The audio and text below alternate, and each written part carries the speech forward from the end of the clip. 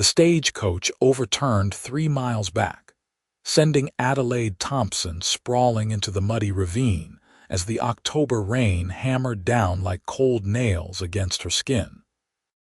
She had been traveling from Sacramento to meet her brother in the mining town of Sonora, California, carrying nothing but a carpet bag and the desperate hope that he could help her start fresh after the scandal that had driven her from their aunt's house in San Francisco.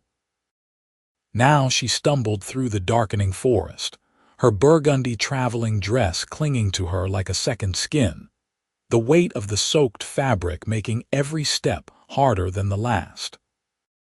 The driver had been thrown clear and run off with the horses, leaving her alone in country she did not know, with night falling fast and the temperature dropping with every passing minute. Adelaide's teeth chattered so violently she bit her tongue, tasting copper. Her fingers had gone numb an hour ago, and she could no longer feel her toes in her ruined leather boots. The rain showed no signs of letting up, and the wind cut through the trees with a mournful howl that made her think of wolves. She had heard stories about what happened to women alone in these mountains, stories that made her push forward even when her legs threatened to give out beneath her. She did not see the cabin until she was nearly upon it, a dark shape emerging from the gloom like an answer to a prayer she had been too cold to form. Smoke rose from the chimney, a gray ribbon against the darker gray sky, and lamplight glowed faintly through a single window. Adelaide nearly sobbed with relief as she staggered toward it, raising one trembling fist to pound against the rough wooden door. The door opened so suddenly, she almost fell forward. A man stood framed in the doorway, tall and broad-shouldered, with dark hair that fell past his collar and eyes the color of creek water in summer. He wore a simple cotton shirt and denim trousers, and a gun belt hung low on his hips. For a moment they simply stared at each other, and Adelaide watched his expression shift from surprise to concern as he took in her bedraggled state. "Please," she managed through chattering teeth. "My stagecoach overturned. I need help." He did not hesitate. "Get inside, quickly." Adelaide stumbled over the threshold, and he shut the door firmly behind her, blocking out the howling wind. The cabin was small but well kept, with a stone fireplace taking up most of one wall and a bed tucked into the far corner.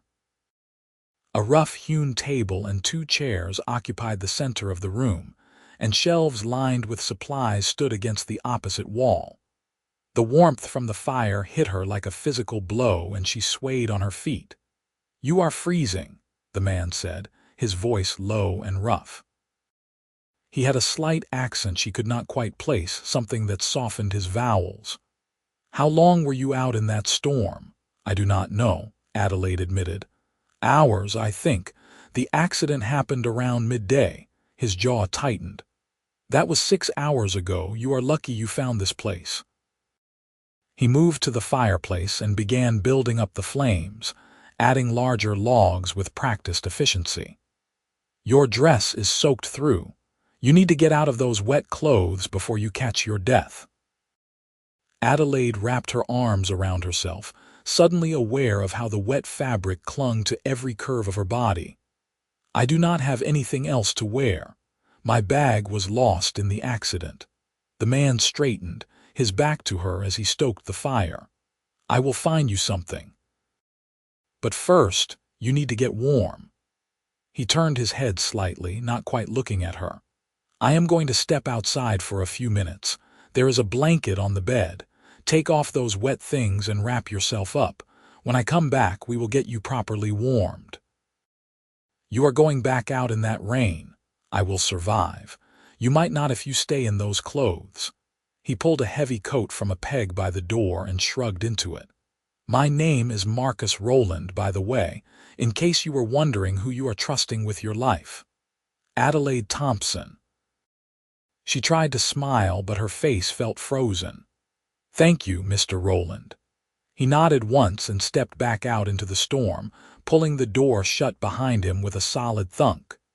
Adelaide stood there for a moment, dripping onto his clean floor, before her shaking hands finally convinced her to move. She made her way to the bed on unsteady legs and picked up the thick wool blanket he had mentioned. It smelled like cedar and wood smoke and something else, something masculine that made her stomach flutter in a way she did not want to examine too closely. Getting out of her dress proved harder than she had anticipated.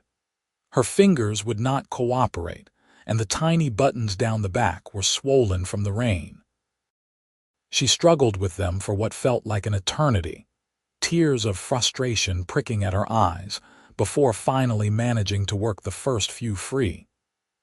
Once she got started, the rest came easier, and soon she was peeling the heavy fabric away from her skin. Her corset and petticoats were just as wet, and her chemise clung to her like paint. She stripped everything off with shaking hands, leaving the sodden pile on the floor, and wrapped herself in the blanket.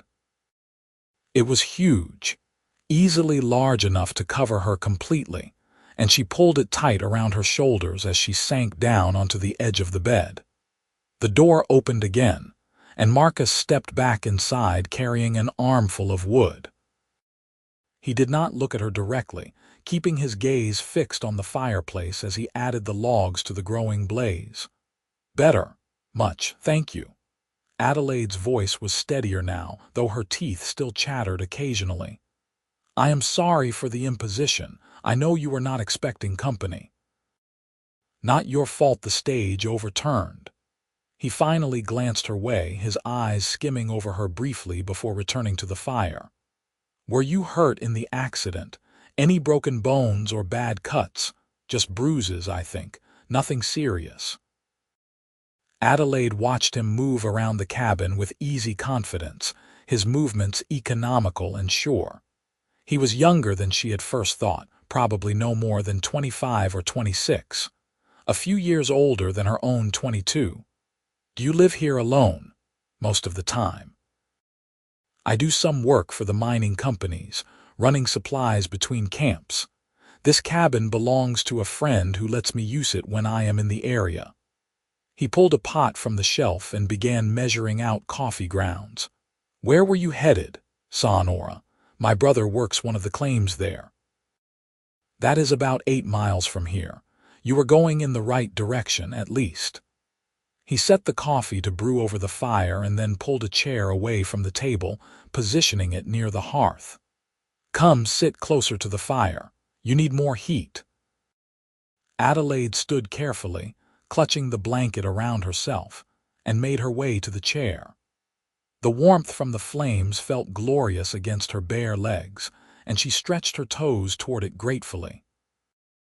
Marcus moved to the shelves and began rummaging through a wooden crate, eventually pulling out a worn flannel shirt and a pair of long underwear. "These will be too big, but they are dry." He set them on the table without looking at her. "I will step outside again so you can change." "Mr. Rowland, you do not need to keep going out in the rain. I can manage with the blanket. You need layers if you are going to warm up properly." He was already pulling his coat back on. "Besides, I need to check on my horse. The storm has him spooked." He disappeared outside again before she could argue, and Adelaide quickly pulled on the dry clothes. He had been right about the size. The shirt hung nearly to her knees, and she had to roll the sleeves up several times to free her hands. The long underwear were only slightly better, and she had to tie the drawstring waist as tight as it would go to keep them from falling down. But they were blissfully dry and warm, and she felt almost human again by the time Marcus returned.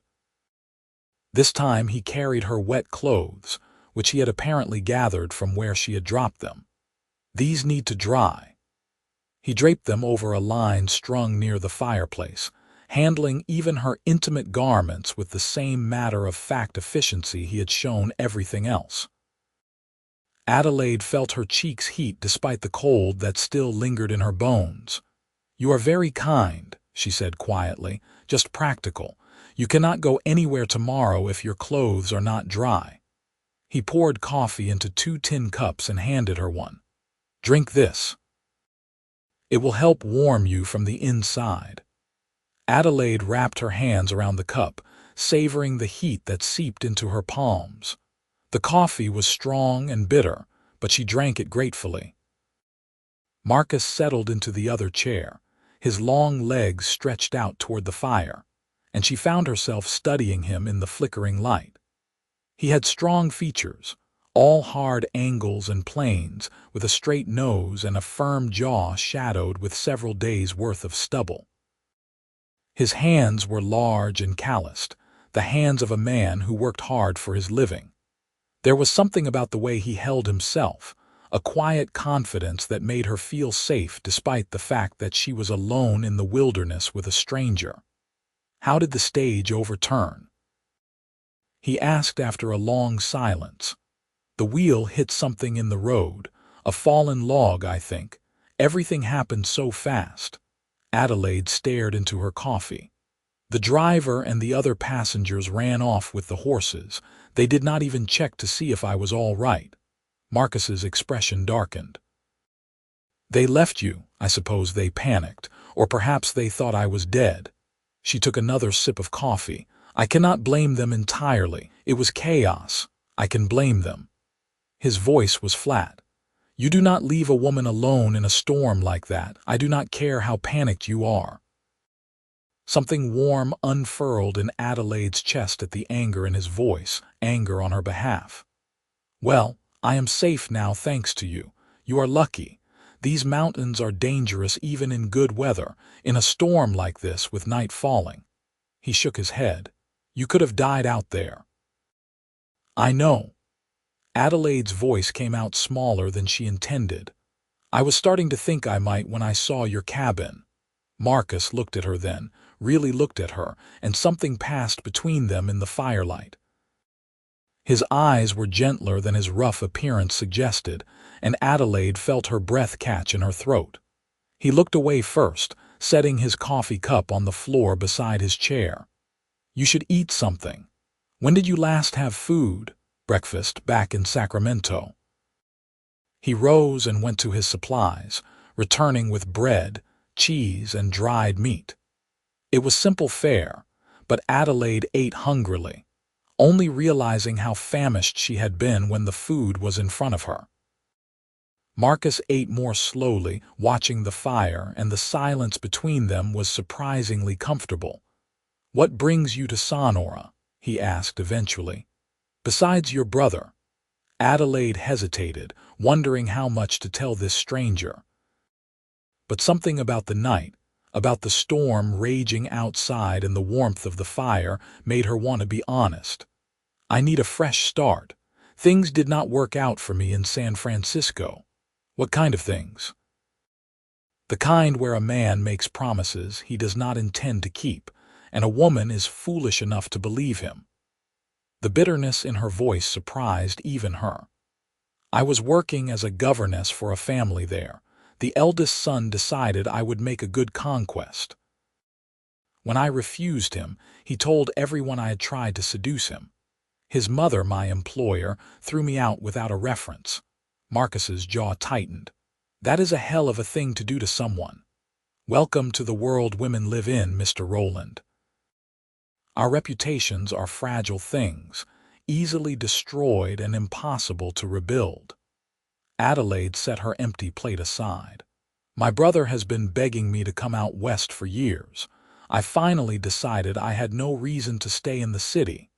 Is your brother expecting you? I sent him a letter, but I do not know if he received it. Mail is unreliable out here. She pulled the blanket tighter around herself. I suppose I will find out when I arrive. What is his name? I might know him if he has been in Sonora long. Arthur Thompson. He has been working the claims for about 2 years now. Marcus nodded slowly. I know Arthur. Good man, works hard. He paused.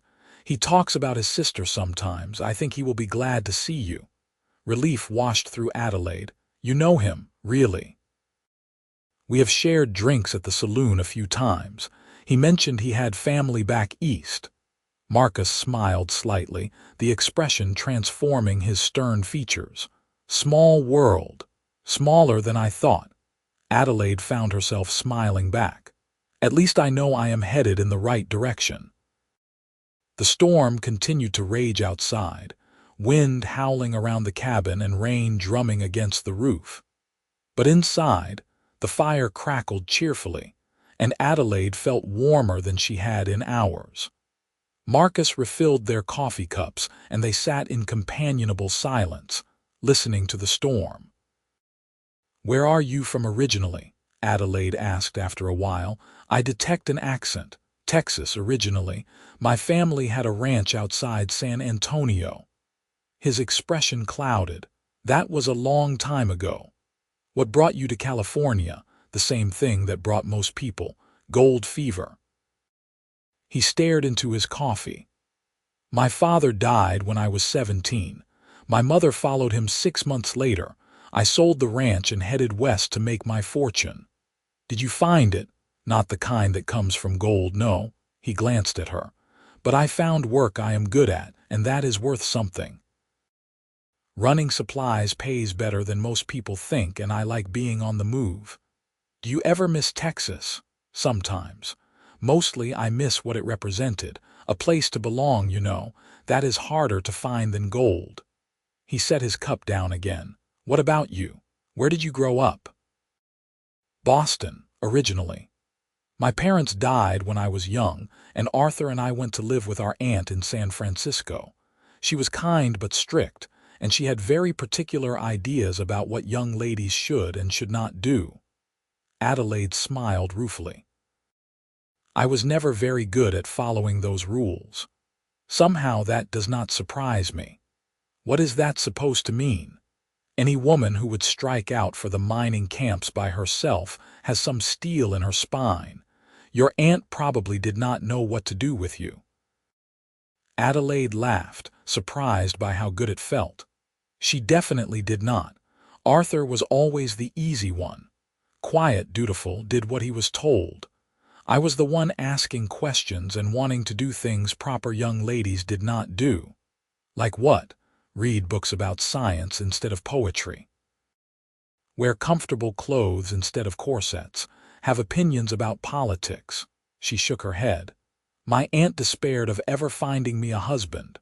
Her loss is your gain, it seems. You are free to make your own choices now." "Freedom is terrifying sometimes," Adelaide admitted. "Everything I thought I knew about my life fell apart in the span of a single afternoon. Now I am rebuilding from nothing. Nothing is just another word for a clean slate." Marcus stood and added another log to the fire. "You can build whatever life you want out here. The West does not care much about the rules of Boston society." "Is that what you did? Built the life you wanted?" "I am still building it." He turned to face her, and the firelight cast shadows across his features. "But yeah, I suppose I did. No one out here cares that I am the son of a failed rancher. They only care if I can do my job and keep my word.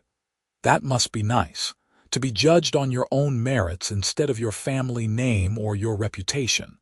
It has its advantages." He studied her for a moment. "You will do fine in Sonora.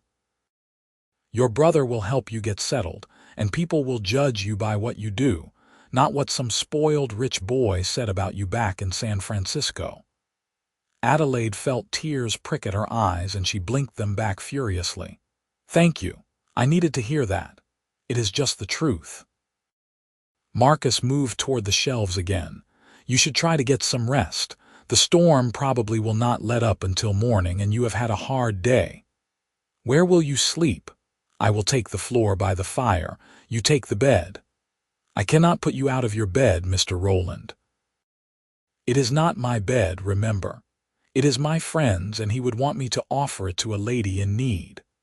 Marcus pulled a bedroll from a trunk in the corner. "Besides, I have slept in worse places than a warm floor. I insist." Adelaide knew better than to argue with that tone of voice.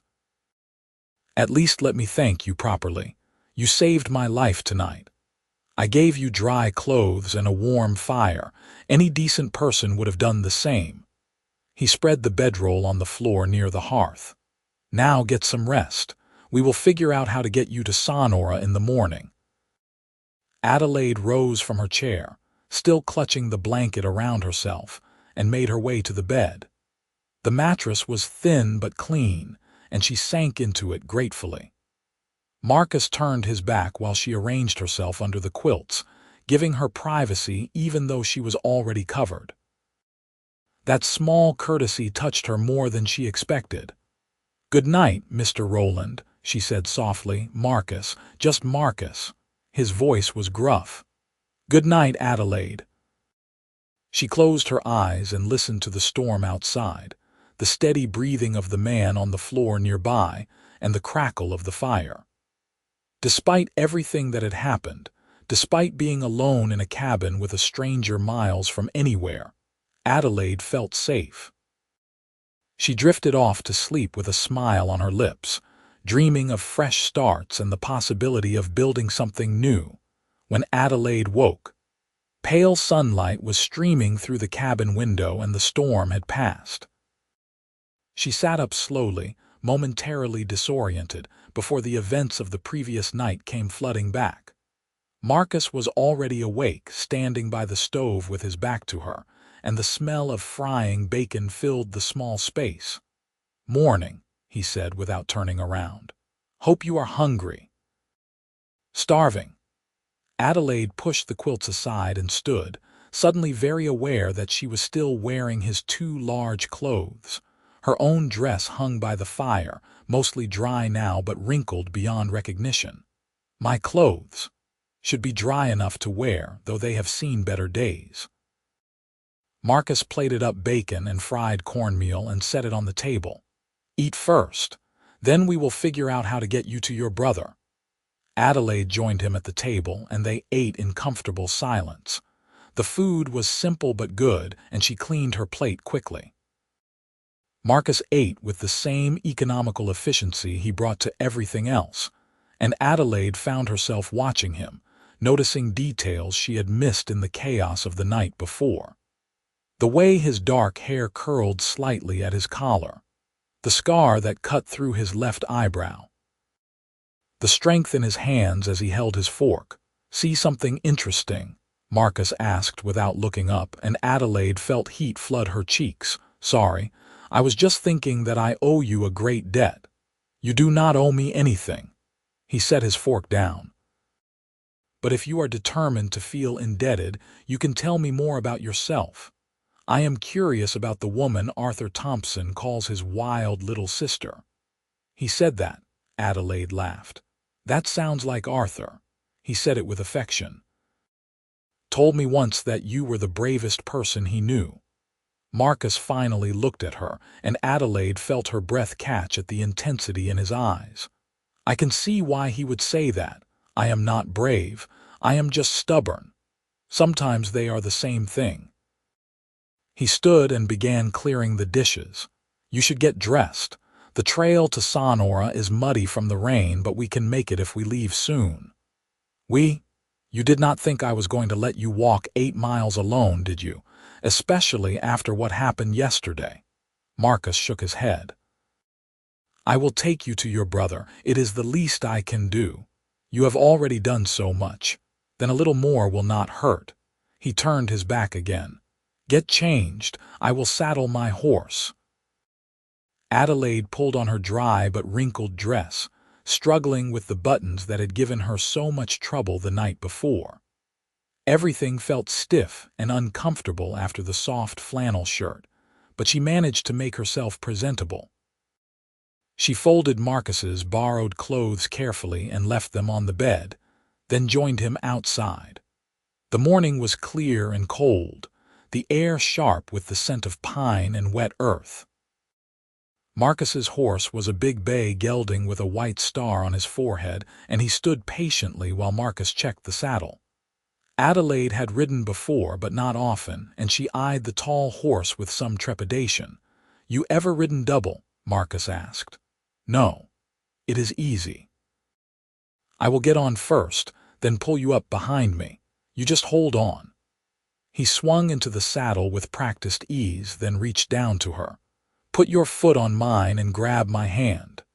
Adelaide did as instructed, and Marcus pulled her up behind him as easily as if she weighed nothing. She settled onto the horse's broad back, very aware of how close they were, how she had to put her arms around his waist to keep from falling. "Ready?" Marcus asked. "As I will ever be." He urged the horse forward, and they set off down the muddy trail at a steady walk. The forest was beautiful in the morning light, all green and gold and silver where the sun caught the raindrops still clinging to the leaves. Birds called from the trees, and somewhere in the distance, Adelaide could hear running water. She relaxed against Marcus's back, letting the rhythm of the horse's gait lull her into a peaceful state. "Tell me about growing up in Boston," Marcus said after a while. "What was it like? Crowded, noisy, everyone always in everyone else's business?" Adelaide smiled at the memories. "But also beautiful in its own way. The harbor at sunset, the common in autumn, the smell of fresh bread from the bakery on our street. Sounds nice. It was until it was not." Adelaide sighed. "My parents were good people. My father was a clerk and my mother took in sewing. We did not have much money, but we were happy. Then the cholera came." "How old were you?" "9. Arthur was 11. Adelaide closed her eyes against the old pain. "They died within days of each other. Our aunt took us in, but she made it clear we were a burden. She fed us and clothed us and made sure we had an education, but there was no warmth in it. Arthur left for California as soon as he turned 18. I had to stay until I was old enough to support myself. That is hard, growing up knowing you are not wanted. It made us strong, though. Arthur and me, we learned to rely on each other." Adelaide tightened her arms around Marcus's waist. "What about you? What was your family like?" "Happy until they were not." Marcus's voice was distant. "My father loved that ranch, poured everything into it. But the land was hard and the market was unpredictable. We lost money every year. When he died, I think it was as much from heartbreak as anything else. My mother just could not go on without him. I am sorry. It was a long time ago. I am a different person now than that 17-year-old kid who sold everything and headed west." He paused. "Or maybe I am the same person, just older. I think we are always the same people. We just get better at hiding the parts that hurt." Marcus turned his head slightly and Adelaide caught a glimpse of his profile. "That is a sad way to look at it. Maybe. But it is true, is it not?" They rode in silence for a while, the horse picking its way carefully through the muddy sections of trail. Adelaide found herself noticing everything about Marcus. The way he sat the horse with easy confidence, the breadth of his shoulders under his worn shirt, the clean scent of soap and leather that clung to him. She had never been this close to a man who was not family, and it made her feel things she did not quite know how to name. "Can I ask you something?" Marcus said eventually. "Of course. The man in San Francisco, the one who lied about you, did you care for him?" Adelaide considered the question. "I thought I did for a while. He was charming and attentive and he made me feel special. But looking back, I think I was more in love with the idea of being in love than with him specifically. When he showed his true colors, I was hurt, but not heartbroken." Does that make sense? Perfect sense. I think a lot of people confuse wanting to be in love with actually loving someone. Marcus shifted slightly in the saddle. Love should be more than just pleasant feelings and pretty words. It should be partnership, respect. Someone you can rely on when things get hard. That sounds like the voice of experience. Not really, more like observation. He glanced back at her. "I have never been in love, never stayed in one place long enough." "Do you want to be in love, I mean?" "Someday, maybe. If I find the right person." His voice was thoughtful. Someone brave enough to build a life out here. Someone who understands that the West is hard but beautiful and worth the struggle.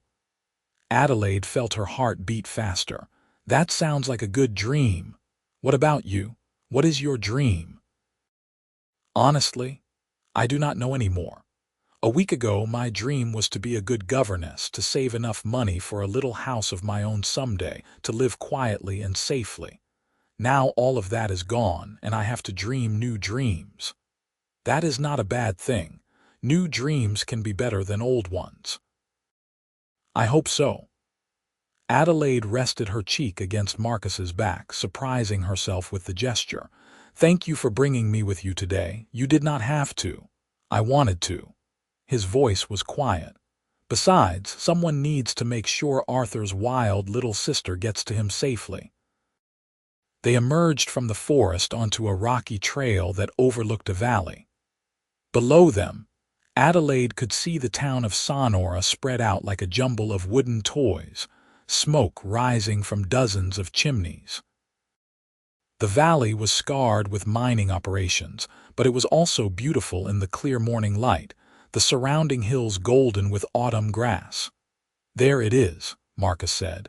Your new home. Adelaide stared at the town, feeling a mixture of excitement and apprehension. It is smaller than I expected. Most things out here are, but it is a good town, growing fast with all the mining. Your brother has done well for himself. Marcus urged the horse forward down the slope. His claim is on the south edge of town. We will find him there. They rode into Sonora as the town was waking up. People moved about their business, most of them men in work clothes heading to the mines. A few women were out as well, carrying baskets or sweeping stoops, and Adelaide felt their curious gazes follow her as she rode past on Marcus's horse. She kept her chin up, refusing to be intimidated. Marcus guided the horse through town with the ease of someone who knew it well, and Adelaide memorized landmarks as they passed. The general store, the saloon, the church with its white-painted steeple. Finally, they reached the edge of town where rough mining camps gave way to more established claims. Marcus pulled up in front of a decent-sized cabin with a sluice box and mining equipment scattered around the yard. This is Arthur's place, Marcus said, dismounting and then helping Adelaide down. Looks like he is home. Before Adelaide could respond, the cabin door flew open and her brother emerged, his face a picture of shock. Arthur Thompson was a tall man with sandy hair and kind brown eyes, and he stared at his sister as if she were a ghost. Adelaide, is that really you? Hello, Arthur. Adelaide smiled tremulously. Surprise! Arthur crossed the distance between them in 3 long strides and swept her into a crushing hug. I got your letter yesterday. I was planning to meet the stage this afternoon. What are you doing here already? And why are you with Marcus? The stage overturned in the storm yesterday. Marcus found me and gave me shelter. Adelaide pulled back to look at her brother. If not for him, I might have died out there. Arthur turned to Marcus, his expression serious. You saved my sister's life. I gave her a warm place to wait out the storm. Anyone would have done the same. Marcus shifted uncomfortably. She is safe. That is what matters. I owe you a debt I can never repay. Arthur shook Marcus's hand firmly. Thank you, my friend, truly. No debt, just glad I could help. Marcus caught Adelaide's eye and something passed between them. I should go. I have work to do in town. Wait, Adelaide said before she could stop herself. Will I see you again? Marcus smiled and it transformed his entire face. This is a small town, Adelaide. I am sure our paths will cross. He mounted his horse and rode away, and Adelaide watched him go with an ache in her chest she did not fully understand. When she finally turned back to her brother, Arthur was studying her with a knowing expression. That was quite a rescue, he said carefully. He was very kind. Adelaide tried to keep her voice neutral. Marcus Rowland is a good man, one of the best I know. Arthur put an arm around her shoulders and guided her toward the cabin. "Come inside. You look exhausted. Tell me everything that happened." Adelaide spent the rest of the morning catching Arthur up on everything that had transpired, from the scandal in San Francisco to the stage accident to her night in Marcus's cabin. Arthur listened with growing anger at the treatment she had received and growing gratitude for Marcus's intervention. "You are safe now," he said when she finished. "That is all that matters. You can stay here as long as you need. We will figure out what comes next. I need to find work. I will not be a burden on you, Arthur. You could never be a burden, but I understand the need to be independent." Arthur thought for a moment. "Mrs. Chen, who runs the boarding house, has been looking for help. The town is growing so fast she cannot keep up with all the work. It is not glamorous, but it would give you a place to stay and an income." "That sounds perfect." Adelaide felt some of her tension ease. "When can I meet her?" "I will take you over this afternoon." Arthur smiled at her. "I am glad you are here, Adelaide. I have missed you." "I have missed you too." Adelaide looked around the small cabin, taking in the rough furniture and the mining equipment stacked in the corner. "You have built a good life here. I have tried. The claim is producing well enough to keep me comfortable, and I like the work. It is honest and hard, and I am my own man out here." Arthur's expression grew thoughtful. "Maybe you will find the same thing, a chance to be your own person." "That is what Marcus said, did he?" Arthur's smile widened. "He is a smart man." Adelaide felt her cheeks warm. "Do not start." "I am not starting anything. I am just observing that my sister seems quite taken with the man who rescued her." "I barely know him, Arthur." "Sometimes knowing happens fast." Her brother shrugged. "I am just saying Marcus is a good man. If something were to develop there, I would not object. There is nothing to develop. He probably just sees me as Arthur Thompson's sister who needed help." Adelaide tried to ignore the disappointment that thought brought. "Besides, I just got here. I need to focus on building a life for myself, not on finding a man." "Fair enough. But promise me you will keep an open mind. You deserve happiness, Adelaide. You deserve someone who sees how special you are." Adelaide changed the subject, asking Arthur about life in Sonora and the people she would meet. They talked through lunch, and then Arthur took her into town to meet Mrs. Chen. The boarding house was a large two-story building near the center of town, and Mrs. Chen turned out to be a brisk, efficient woman with sharp eyes and a warm smile.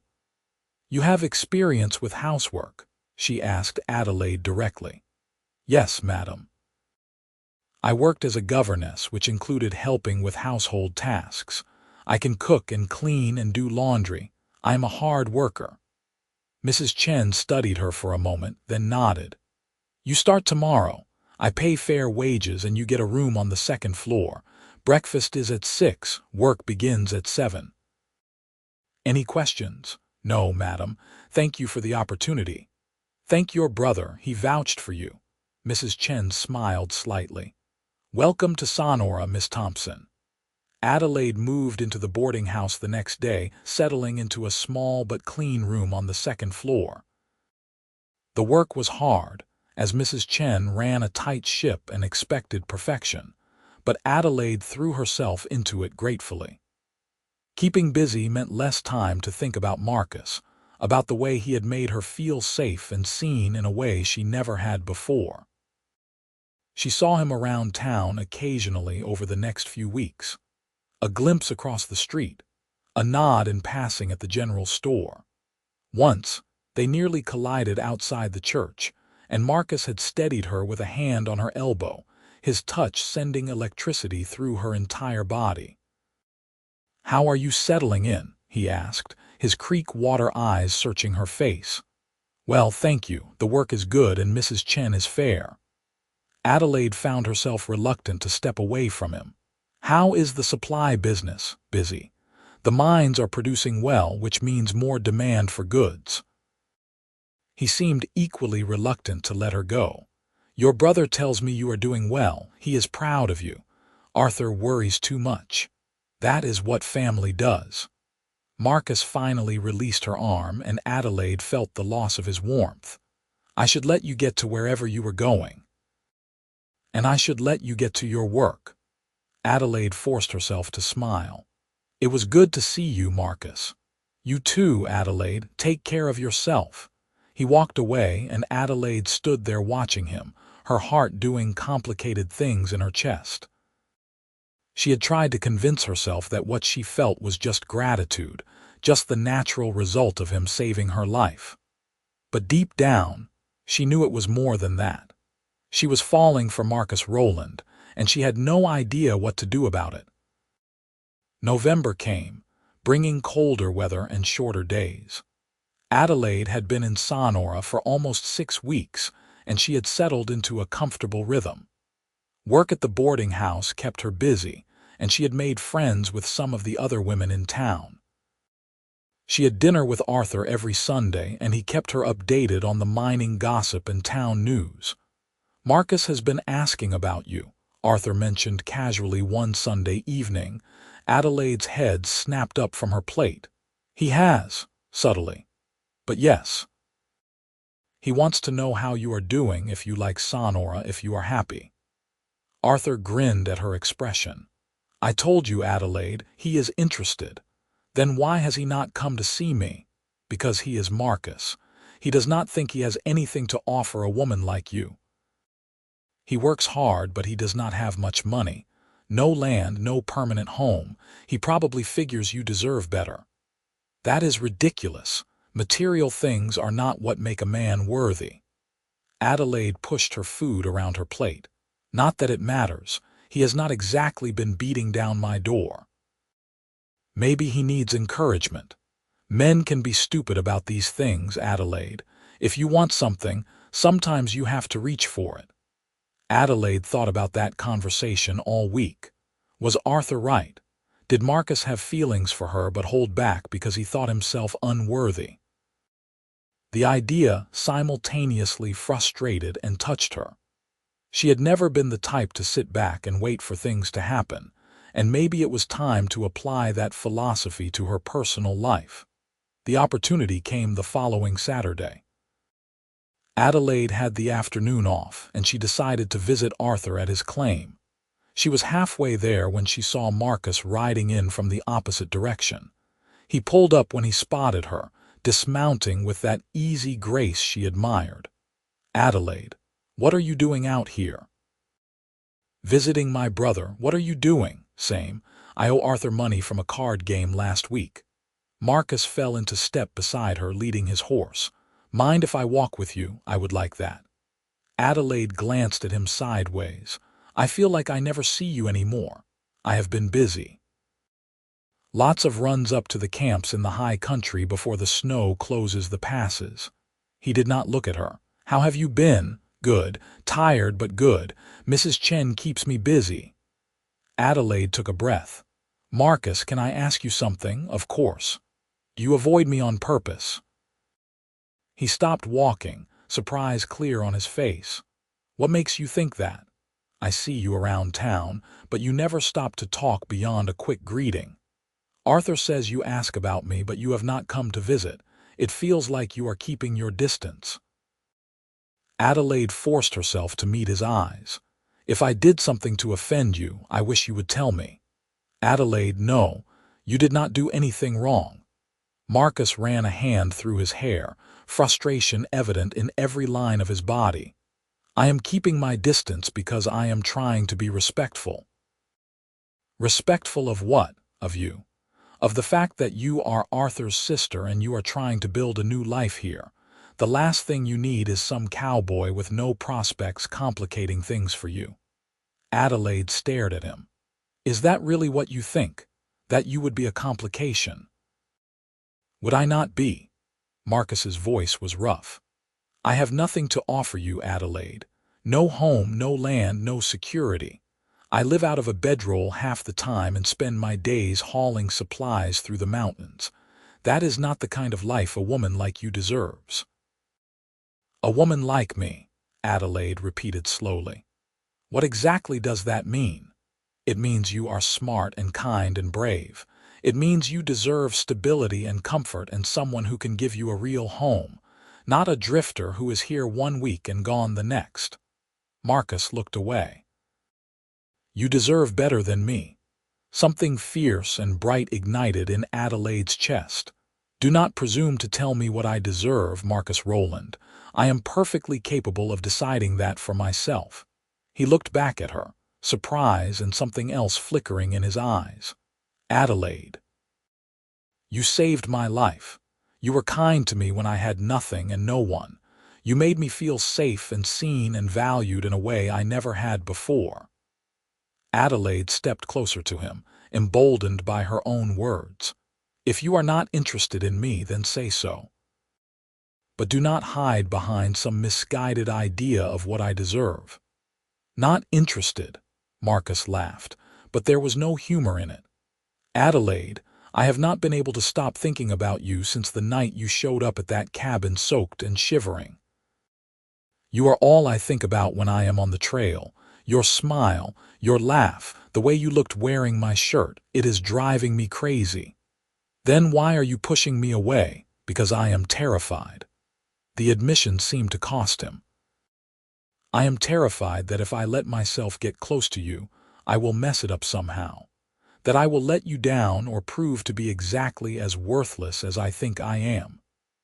Adelaide reached out and took his hand, feeling the calluses and the strength in it. You are not worthless. You are hardworking and honest and kind. You are exactly the kind of man I want in my life. She squeezed his fingers. If you are worried about letting me down, then do not. Stay. Try. Let me decide if your life is good enough for me. Marcus looked down at their joined hands, then back up at her face. You mean that? Every word. Adelaide smiled. I am falling for you, Marcus. I have been since that first night. If you feel the same way, then we should stop wasting time being noble and start figuring out what comes next. For a long moment, Marcus just stared at her. Then, slowly, he smiled. It was the full, genuine smile she had only seen once before, and it made her heart skip a beat. I am falling for you too, he said quietly. Have been from the moment you knocked on that cabin door. Then what are we going to do about it? I suppose we are going to try. Marcus raised their joined hands and pressed a kiss to her knuckles. I cannot promise it will be easy. My work takes me away for days at a time, and I do not have much to offer in terms of material comfort. But if you are willing to take a chance on me, I swear I will do everything in my power to make you happy. That is all I want, a chance. Adelaide felt tears prick at her eyes. We can figure out the rest as we go. They stood there on the trail, hands clasped, smiling at each other like fools. Then Marcus pulled her into his arms, and Adelaide went willingly, wrapping her arms around his waist and pressing her face against his chest. He smelled like leather and horse, and that indefinable scent that was just Marcus, and she breathed it in like oxygen. This is probably going to be complicated, Marcus murmured against her hair. I do not care. Your brother might have opinions. Arthur will be thrilled. He has been dropping hints for weeks. Adelaide pulled back to look up at him. I think he likes you better than he likes me. Marcus laughed, and the sound was warm and rich. I doubt that, but I am glad he approves. They continued to Arthur's claim together, walking close enough that their shoulders brushed. When Arthur saw them approaching, he took one look at their faces and their joined hands and broke into a wide grin. About damn time, he said. I was starting to think I would have to lock you two in a room together. Arthur, Adelaide protested, but she was laughing. What? It is true. You have both been mooning over each other for weeks. I am just glad you finally figured it out. Arthur clapped Marcus on the shoulder. You will take care of her, with my life, Marcus said seriously. Good, because if you hurt her, I will hunt you down and make you regret it. Fair enough. Marcus smiled. But I do not plan to hurt her. I plan to spend as much time as I can making her happy. That is what I like to hear." Arthur looked between them. "So, are you two officially courting now?" Adelaide and Marcus looked at each other, and she saw her own happiness reflected in his eyes. "Yes," she said firmly. "We are." They spent the afternoon at Arthur's claim, talking and laughing and making plans. Marcus explained his work schedule, the runs he had to make, and when he would be in town. Adelaide told him about her hours at the boarding house and her days off.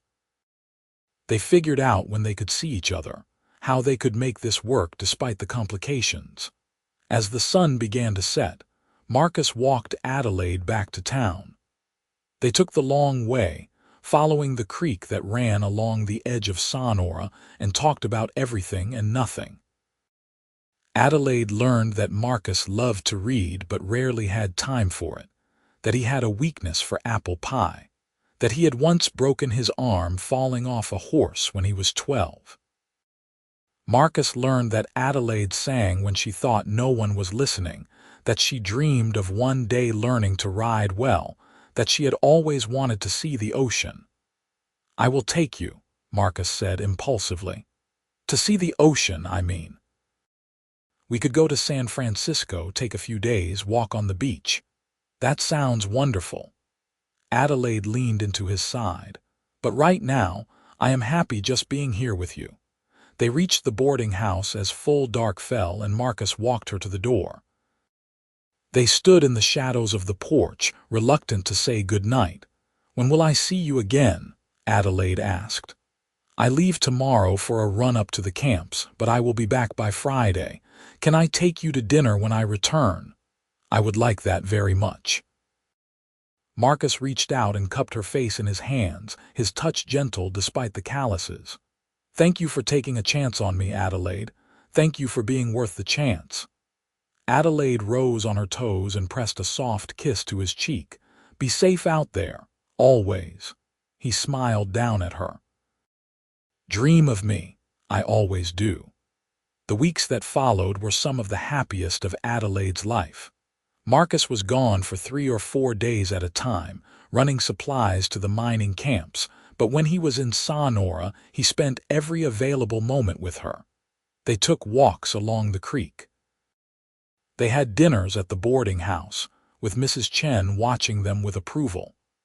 They attended church together on Sundays and spent Sunday afternoons with Arthur. Marcus was different than Adelaide had expected. When they were alone, his rough exterior softened, revealing a thoughtful, tender man underneath. He listened when she talked, really listened, and remembered small details about her preferences and dreams. He brought her wildflowers from the trail and once, memorably, a book of poetry he had found at a trading post. "I remembered you said your aunt wanted you to read more poetry," he said, almost shyly. "I thought maybe you would want to choose your own this time." Adelaide had kissed him for that, a real kiss that left them both breathless and wanting more. But Marcus was always respectful, never pushing for more than she was ready to give. He courted her properly, and Adelaide fell more in love with him every day. December brought the first snow to the mountains, and with it, changes to Marcus's work schedule. The high passes closed, limiting where he could go, but that meant he was in Sonora more often. He started talking about staying in town for the winter, maybe taking a job at one of the local mines to supplement his income. "I want to be near you," he told Adelaide as they sat by the fire in Arthur's cabin one cold evening.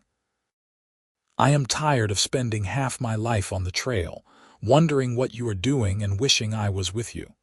I want that too." Adelaide snuggled closer to him on the narrow settee Arthur had recently acquired. "But I do not want you to give up work you love for me. I am not giving it up. Just modifying it. There is still plenty of work running supplies locally, and I can pick up the long-distance runs again in the spring." Marcus pressed a kiss to her temple. "Besides, staying in one place has its advantages. Such as maybe putting down roots." building something permanent instead of drifting. He pulled back to look at her seriously. Adelaide, I need to ask you something. Her heart began to beat faster. What is it? We have been courting for almost 2 months now, and I know that is not very long. But out here, people do not always have the luxury of long courtships. Life is hard and unpredictable, and when you find something good, you hold on to it. Marcus took both her hands in his. I am in love with you, completely, irrevocably in love with you. And I want to know if you think maybe you could see a future with me, Marcus. Adelaide felt tears well up in her eyes. I am in love with you too, I have been for weeks. Then marry me. The words came out in a rush. I know I do not have much to offer yet, but I am a hard worker and I will do whatever it takes to give you a good life. We can rent a house here in Sonora, and I will take that mining job for the winter. In the spring, maybe we can think about buying some land, building something of our own. I cannot promise it will be easy, but I can promise I will love you every day for the rest of my life. Adelaide was crying now, happy tears streaming down her face. Yes, yes, I will marry you. Marcus let out a whoop of joy and pulled her into his arms, holding her so tight she could barely breathe. You mean it? You will really marry me? I mean it. I will marry you and build a life with you and love you until the day I die. Adelaide pulled back to look at him. I do not care that you do not have land or money. I care that you are good and kind and that you make me happier than I ever thought possible. That is enough for me. Marcus kissed her then, a deep, passionate kiss that made Adelaide's toes curl in her boots. When they finally broke apart, both breathless, he rested his forehead against hers. I am going to make you so happy, he promised. I swear it. You already do. They told Arthur that night, and he was delighted, insisting on breaking out a bottle of whiskey he had been saving for a special occasion. They toasted to the future and made plans for the wedding. Adelaide wanted something simple and soon, not willing to wait through a long engagement. They settled on a date in early January, giving them just enough time to make arrangements, but not so long that the waiting would drive them crazy. Marcus rented a small house on the edge of town. Just 2 rooms and a kitchen, but clean and sturdy. Adelaide helped him furnish it with bits and pieces from the general store and the occasional treasure from the trading post. They hung curtains together and argued good-naturedly about where to put the furniture, and Adelaide felt her excitement grow with every passing day. The wedding took place on a cold, clear January morning in the little church with the white steeple. Adelaide wore a simple blue dress that Mrs. Chen had helped her sew, and she carried a bouquet of dried flowers that Marcus had brought her from his last supply run. Arthur walked her down the aisle, and Marcus waited at the front with a smile that could have lit the whole town. The ceremony was brief, but heartfelt. Marcus's voice shook slightly as he said his vows, promising to love and cherish Adelaide for all their days. Adelaide's voice was stronger, but no less emotional, as she made the same promises back. When the minister pronounced them husband and wife, Marcus kissed her with a tenderness that made Adelaide's heart overflow. They had a small celebration at Arthur's claim afterward, with a few close friends and enough food and drink to feed twice as many people. Someone brought a fiddle, and there was dancing as the sun set over the mountains. Marcus held Adelaide close as they swayed to the music, and she pressed her face against his chest, breathing in the scent of him and marveling at how much her life had changed in just a few short months. Happy, Marcus murmured against her hair. Happier than I ever thought possible. Adelaide looked up at him. Thank you for taking a chance on the half-drowned woman who showed up at your cabin. Thank you for taking a chance on the cowboy with nothing but a horse and a bedroll. He smiled down at her. We are going to have a good life together, Adelaide Rowland. Adelaide Rowland. The name sent a thrill through her. Yes, we are. They walked back to their little house as darkness fell, hand in hand, ready to start their new life together. The house was cold when they arrived, and Marcus immediately set about building a fire in the hearth. Adelaide lit lamps and put water on to boil for tea, and they moved around each other with an easy familiarity that felt both new and ancient. When the fire was blazing and the tea was ready, they sat together on the small settee Marcus had bought, sipping from tin cups and watching the flames dance. Adelaide felt a contentment settle over her that she had never known before. This was home, not the house, though she loved it. Not even the town, though she had grown fond of Sonora. Home was this man beside her, this life they were building together. "What are you thinking about?" Marcus asked softly. "How far I have come. 6 months ago I was in San Francisco, miserable and alone, and convinced my life was over. Now I am here, married to the best man I have ever known, starting fresh." Adelaide set her cup aside and turned to face him. "That rainstorm was the best thing that ever happened to me. For me too." Marcus pulled her close. "I was drifting before I met you. Going through the motions but not really living. You changed that. You made me want to put down roots to build something permanent. You gave me a reason to stay."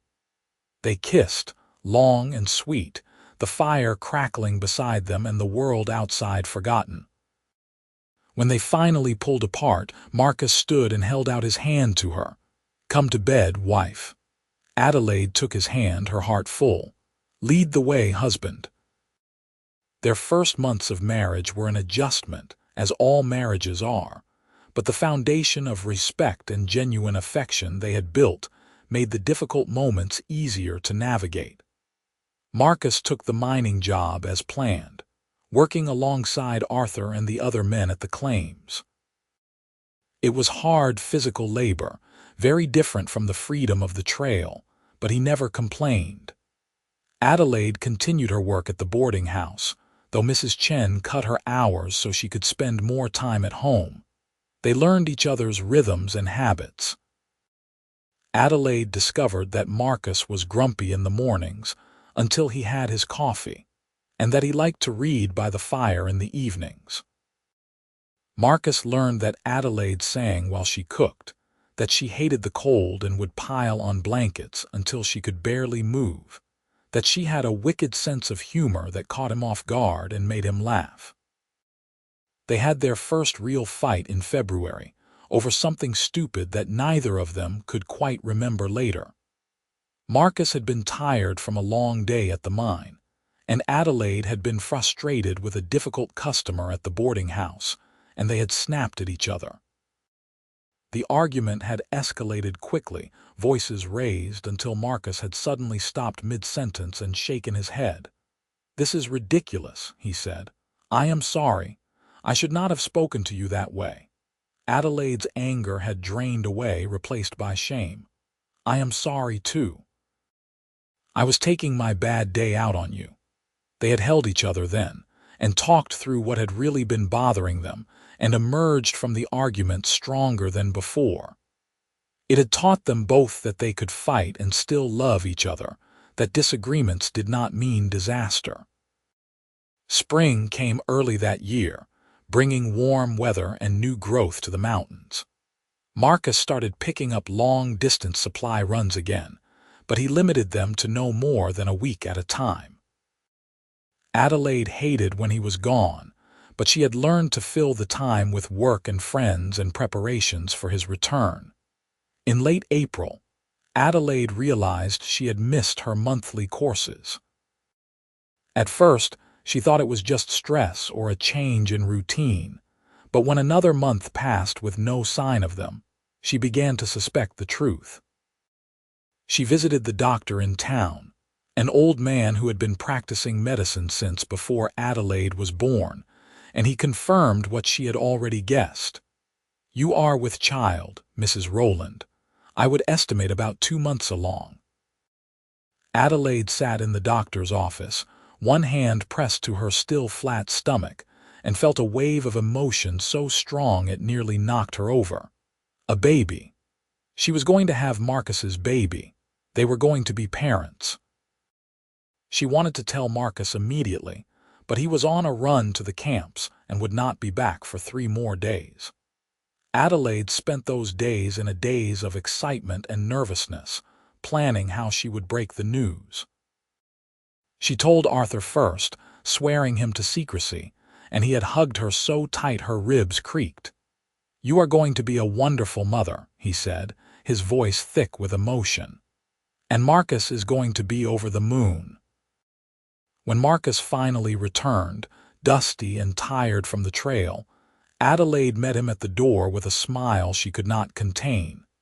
He kissed her hello, his hands settling on her waist, and she nearly blurted out the news right then and there. But she had planned this, and she wanted it to be special. "How was the run?" she asked, leading him inside. "Long, tiring, the usual."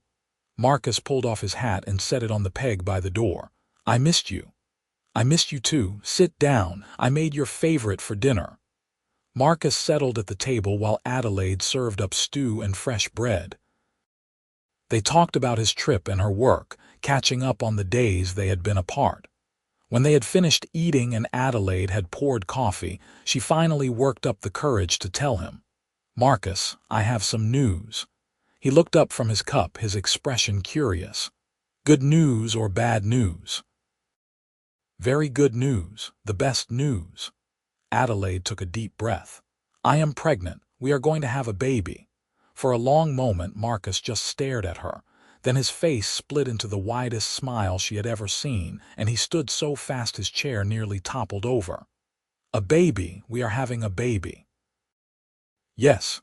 The doctor says I am about 2 months along, so the baby should come in November." Adelaide found herself smiling just as wide. "Are you happy?" "Happy, Adelaide, I am thrilled. I am terrified. I am everything all at once." Marcus pulled her into his arms and held her tight. "We are going to have a baby, a family. I cannot believe it. Believe it." Adelaide pulled back to look at him. "I know we have not talked much about children, but I hope you are ready for this." "I am ready for anything as long as I have you." Marcus placed his hand gently over her stomach. "A baby. Our baby. This is incredible." They spent the evening making plans and dreaming about the future. Marcus immediately started talking about needing a bigger house, maybe buying some land where they could build a proper homestead. Adelaide reminded him that they had time, that the baby would not need much space at first, but she loved seeing him so excited and engaged. The pregnancy was not easy. Adelaide suffered from terrible morning sickness for the first few months, and Marcus would hold her hair back while she was sick and bring her weak tea and dry toast afterward. As her belly grew, she became increasingly uncomfortable, and Marcus would rub her back and feet without complaint. He fussed over her constantly, worrying about her working too hard, insisting she rest more. "I am pregnant, not fragile," Adelaide told him one afternoon as he tried to take the laundry basket from her hands.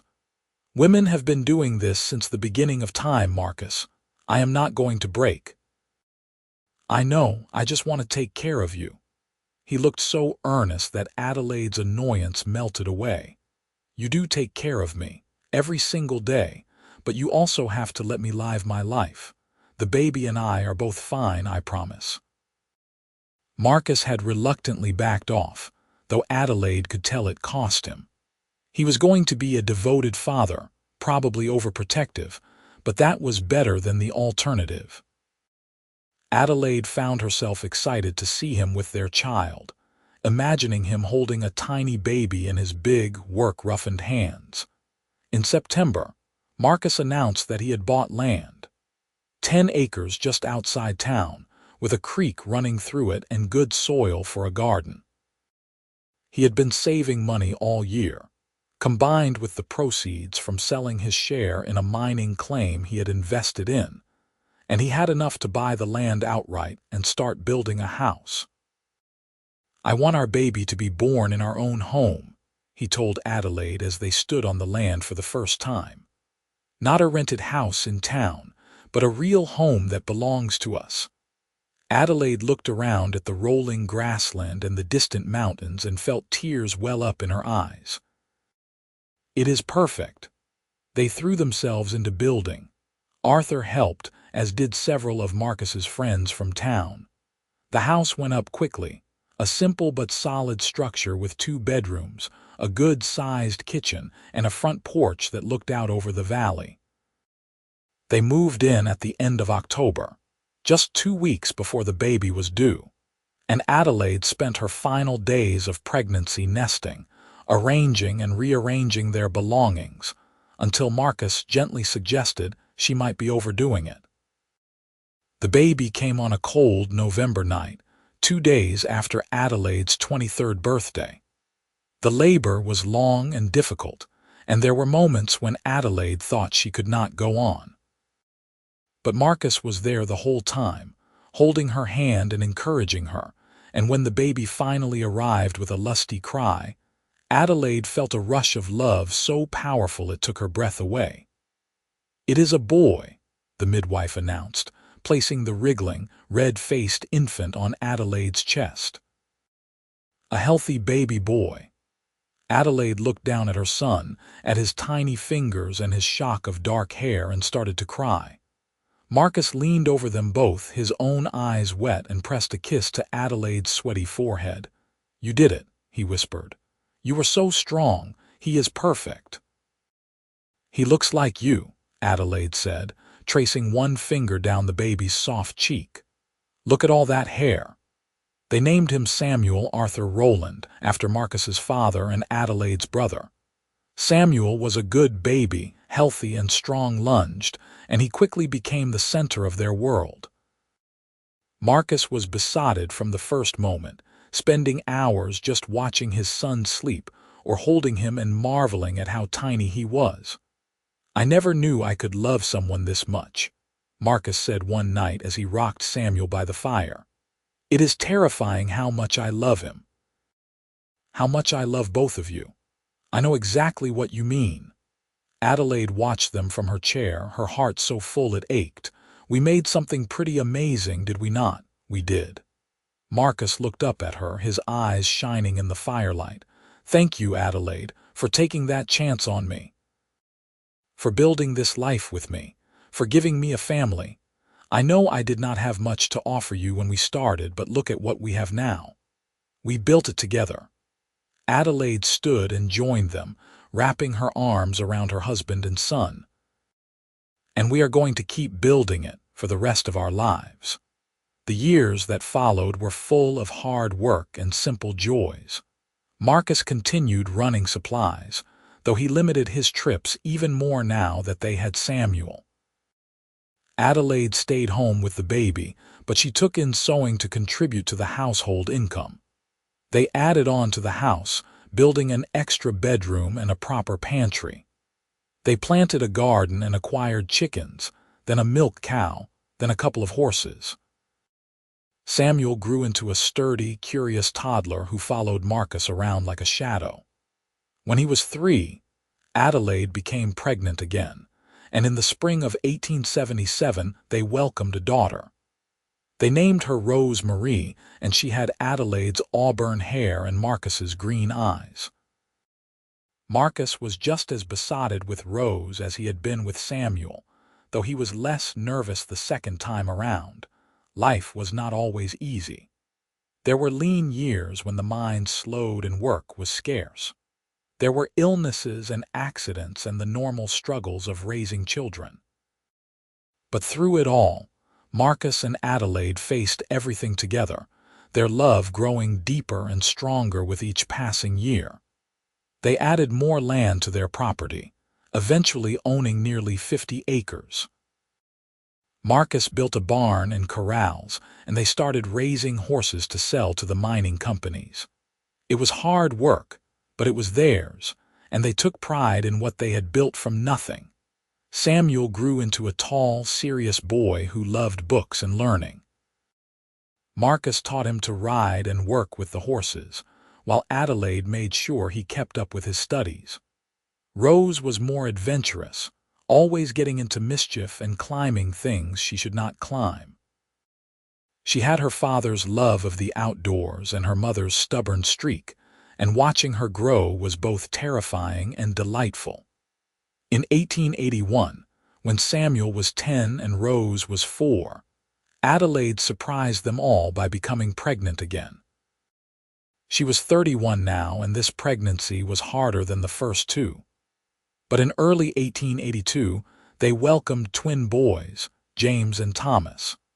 The twins were identical, with dark hair and matching dimples, and they quickly turned the household into organized chaos. "4 children," Marcus said one night as they sat on the porch, watching the sun set over their land. The twins were finally asleep. Samuel was reading in his room, and Rose was supposed to be asleep, but was probably still playing with her dolls. "When did we become the kind of people who have 4 children? When we fell in love and could not keep our hands off each other," Adelaide said with a laugh. "Do you regret it?" "Not for a second." Marcus took her hand and brought it to his lips. "This life we have built, this family, it is more than I ever dreamed possible. You gave me all of this, Adelaide. You took a chance on a cowboy with nothing to his name, and look what we created." "We created it together," Adelaide reminded him, as she had so many times over the years. "I could not have done any of this without you. You are the best husband and father I could have asked for." They sat in comfortable silence, listening to the sounds of their land settling in for the night. The horses in the barn, the chickens in their coop, the creek babbling in the distance. Adelaide thought back to that rainy October night so many years ago, when she had stumbled out of the storm and into Marcus's life. She had been lost and desperate then, with no idea what the future held. Now, sitting here with her husband's hand in hers and their children sleeping safely inside, Adelaide knew she had found exactly what she had been looking for. Not just a fresh start, but a real home. Not just survival, but a life full of love and purpose and joy. "What are you thinking about?" Marcus asked softly. "That rainstorm, the one that brought me to you." Adelaide squeezed his hand. "How different my life would be if I had never knocked on that cabin door. I think about that sometimes too, how one moment can change everything." Marcus pulled her closer. "I am glad you knocked. I am glad I turned my back so you could change out of that soaked dress. I am glad we were both brave enough to take a chance on something neither of us had planned." "Me too." Adelaide rested her head on his shoulder. "Me too." The years continued to pass, measured in birthdays and harvests, in children growing and the slow accumulation of a life well lived. Samuel went off to college in Sacramento, determined to become a lawyer. Rose surprised everyone by developing a talent for training horses, and by the time she was 16, she was helping Marcus run that side of the business. The twins were handfuls, always getting into trouble together, but they were also inseparable and fiercely loyal to each other. Marcus's hair started to gray at the temples, and Adelaide found lines around her eyes that had not been there before. But they were happy lines, earned through years of laughter and love. Their little homestead had become a proper ranch, respected in the community, and they had earned a reputation for breeding quality horses and treating people fairly. Arthur remained close, becoming Uncle Arthur to all the children and a constant presence in their lives. He never married, claiming he was too set in his ways, but he doted on his nieces and nephews and was always available to help with the ranch work or watch the children when Marcus and Adelaide needed a break. In 1890, Samuel finished law school and returned to Sonora to open his own practice. He courted and married a schoolteacher named Elizabeth, and they gave Marcus and Adelaide their first grandchild, a girl they named Adelaide in her grandmother's honor. Marcus cried when he held his granddaughter for the first time, and Adelaide teased him gently about going soft in his old age. "I am allowed to be sentimental," Marcus protested. We have a grandchild, Adelaide. That makes us old. Speak for yourself. I am not old, I am seasoned. Adelaide smiled at her son and daughter-in-law, but seriously, she is beautiful. Thank you for naming her after me.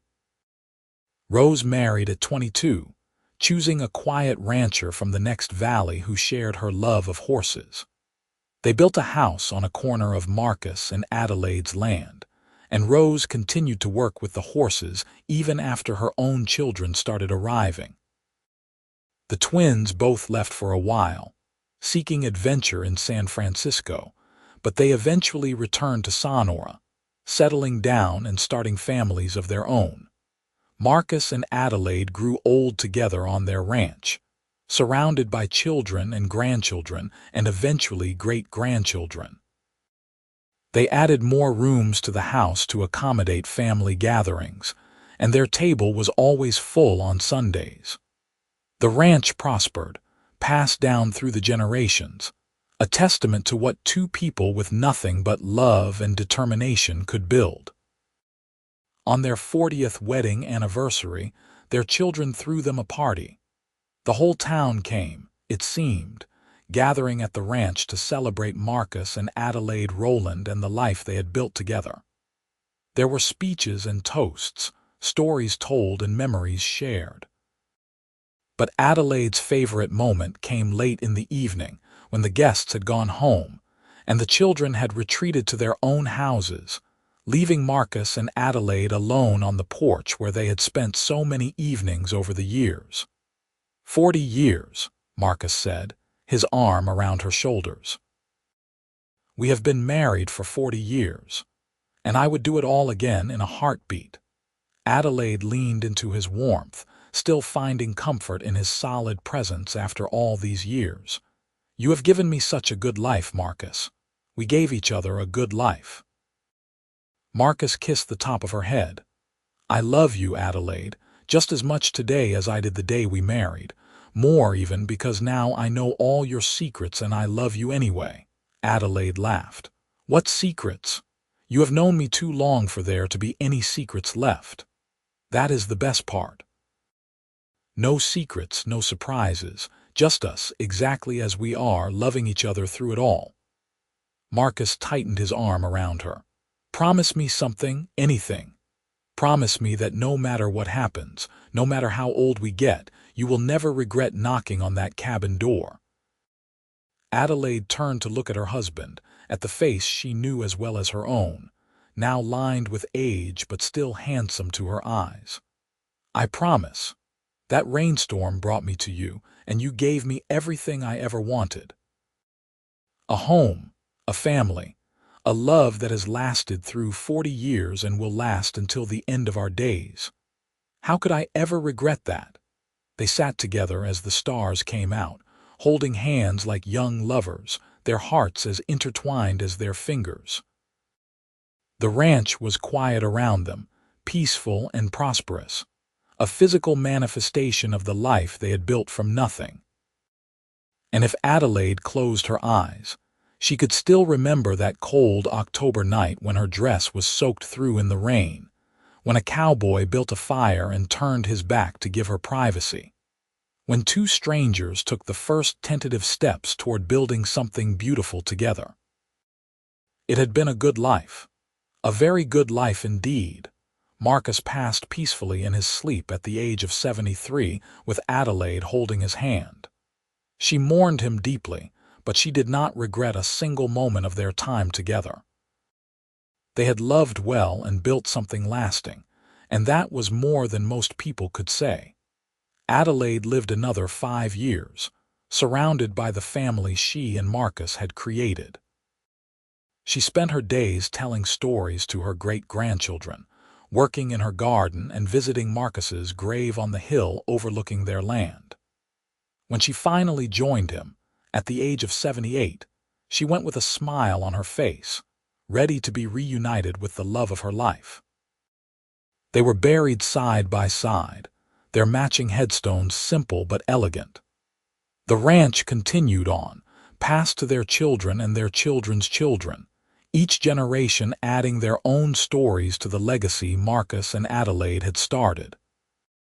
But the heart of it all, the foundation on which everything else was built, was the love story that began on a rainy October night in 1875, when a desperate woman knocked on a cabin door and a kind cowboy offered her shelter from the storm. It was a love that had weathered every challenge, grown stronger through every hardship, and created a family that would endure for generations. It was a love born of chance and courage, of two people brave enough to reach for something good even when they had no guarantee it would work. It was a love that proved that sometimes the best things in life come from the most unexpected places, and that taking a chance on someone with nothing but a kind heart and a willingness to try can lead to everything you never knew you needed. And somewhere in whatever comes after, Marcus and Adelaide found each other again, their hands clasped together, their hearts still beating as one, their love story continuing into eternity. Because some loves are too strong to be contained by a single lifetime, too deep to be diminished by death.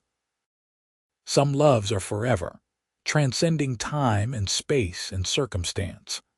The love between Marcus and Adelaide Rowland was one of those loves. And their story, started in rain and cold and ended in peace and fulfillment, remained a testament to the power of taking chances, building together, and loving with your whole heart for as long as you have breath in your body. Their great-grandchildren still visit the ranch, now a sprawling operation spanning hundreds of acres. They walk the land Marcus and Adelaide claimed, ride horses descended from the ones the couple bred, and live in houses built on the foundation of that first small cabin. And on quiet evenings, when the sun sets over the mountains and the air grows cold, they can almost feel the presence of their ancestors, watching over the legacy they created, satisfied with what their love had wrought. The story of Marcus and Adelaide became legend in Sonora, told and retold with each passing generation. The tale of how a stagecoach accident brought together two souls destined for each other, how a soaked dress and a gentleman's courtesy sparked a love that would last a lifetime. Children grew up hearing about the cowboy who built a fire and turned his back, about the brave woman who took a chance on a man with nothing but honor and determination to offer. And in the end, was that not the greatest legacy anyone could leave? Not just land or wealth, or even the children they brought into the world, but a love story so powerful, so enduring, that it inspired others to be brave enough to take their own chances, to build their own dreams, to love with abandon and hope and faith in the future. Marcus and Adelaide Rowland had started with nothing but each other and the determination to build something good. They had succeeded beyond anything they could have imagined, creating not just a prosperous ranch, but a family legacy of love and courage that would endure long after they were gone. Their story proved that the greatest treasures in life are not found in gold mines or inherited estates, but in the connections we forge, the love we give and receive, and the families we build together. And it all started on a cold, rainy October night in 1875, when Adelaide Thompson's dress was soaked through in the rain, when Marcus Rowland built a fire and turned his back, and when two lonely souls found each other and decided to stop being alone.